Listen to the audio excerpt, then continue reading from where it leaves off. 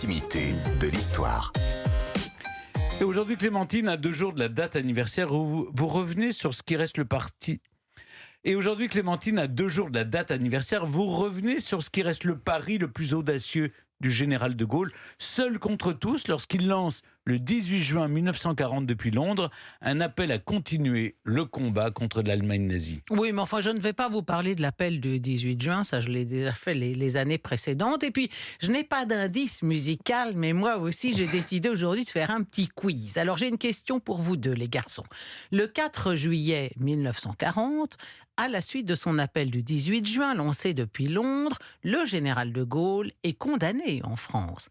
Alors, sa condamnation, c'est 4 ans de prison, 100 francs d'amende. Est-ce que c'est vrai ou pas ? Oui.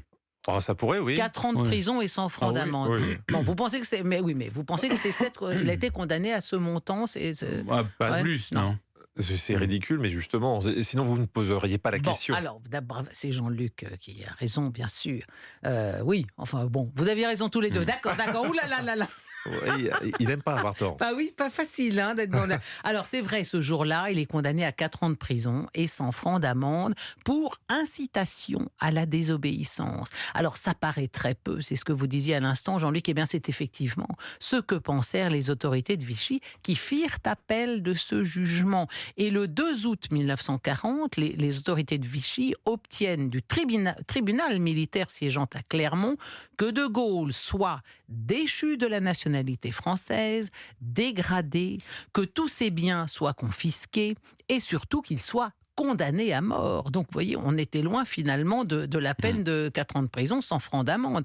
Le tribunal est alors présidé par le général Frère. Et ça, c'est les situations absurdes, incroyables comme on peut en vivre en temps de guerre. Le général Frère, c'est celui-là même qui avait annoncé à Charles de Gaulle début juin, et je le répète, on est donc le 2 août, qu'il allait être ministre. Et le voilà qui préside le tribunal, qui le condamne à mort. Le tribunal a jugé par 5 voix contre 2 que l'accusé de général de Gaulle avait non seulement déserté, mais qu'il s'était mis au service d'une puissance étrangère. Et oui, légalement, sur le papier, il y a un État constitué, il y a un président, il y a un chef de l'État qui est Pétain, et donc, en effet, on considère que de Gaulle est un traître qui s'est mis au service d'une puissance étrangère.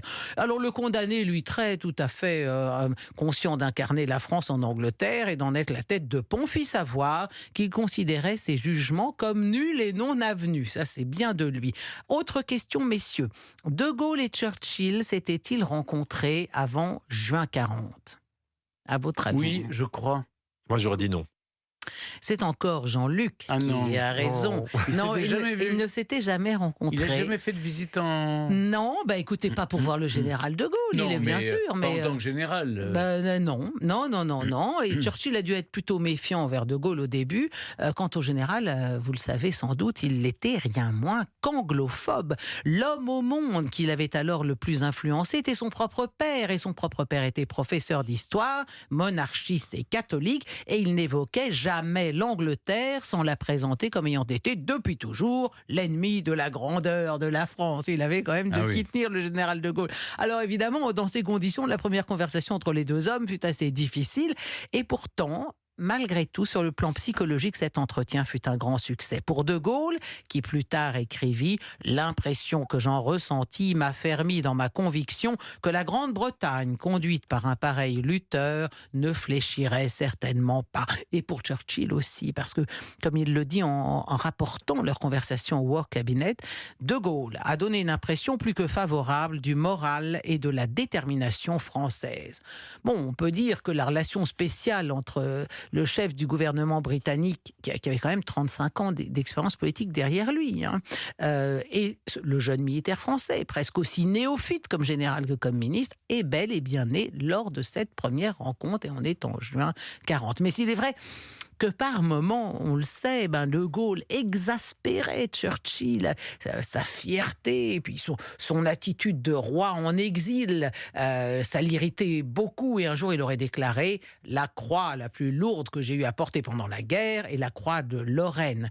Mais en même temps, il y a beaucoup de choses qui rapprochaient ces deux hommes, tous les deux pleins d'esprit, tous les deux très érudits, très drôle, et la joute entre eux, on l'imagine, on aurait aimé être une petite souris, pouvait s'avérer... De Gaulle avait dit... Tout le monde tout le monde ne peut pas s'offrir le luxe de s'habiller comme un clown. Et l'autre, j'ai dit, tout le monde ne peut pas s'offrir le luxe de s'habiller comme un soldat inconnu. Oui, bah ça, voilà, ça c'était le sens inouï de la répartie qu'ils possédaient tous les deux et dont témoigne certaines anecdotes, notamment sur le général de Gaulle. Un jour qu'il venait de recevoir son Premier ministre, un collaborateur imprudent ose lui demander aimablement « Ah, mon général, vous venez de bavarder avec Pompidou ?» Et courroucé, de Gaulle lui rétorque « Sachez, monsieur, qu'on ne bavarde pas avec le général de Gaulle. » Peu avant la création de l'UNR, ses futurs dirigeants demandèrent au général si le parti, ça l'avait bien connu, serait de droite, de gauche ou du centre. Et vous savez ce qu'il répondit, bien sûr. De Gaulle n'est ni à gauche ni à droite, il est au-dessus. On aimerait bien un leader politique qui soit capable de dire ça et que ça soit vrai. Et bon, là, vous vous souvenez, quand on avait fait cette émission sur le général de Gaulle et sur l'Élysée, Stéphane, on avait évoqué cette autre répartie extraordinaire. Juste avant qu'il ne quitte l'Élysée, un chef d'État invité lui demande alors mon général, mais comment va la France? Et il répond d'un air très sur un ton un peu mélancolique, mal, je vieillis. C'est extraordinaire. Qui peut répondre une chose pareille? Enfin, une autre anecdote pour la bonne bouche. Quand il fut élu président pour la première fois, il se trouve qu'un seul habitant de Colombey et 2 églises n'a pas voté pour lui. Alors quelqu'un lui demande bien sûr, mais est-ce que c'est vous, monsieur le président, par humilité? Et le général de Gaulle répond, ah non, pas du tout, ça n'est pas moi, c'est mon cuisinier. Il n'a rien contre la Constitution, mais il ne veut pas aller vivre à Paris.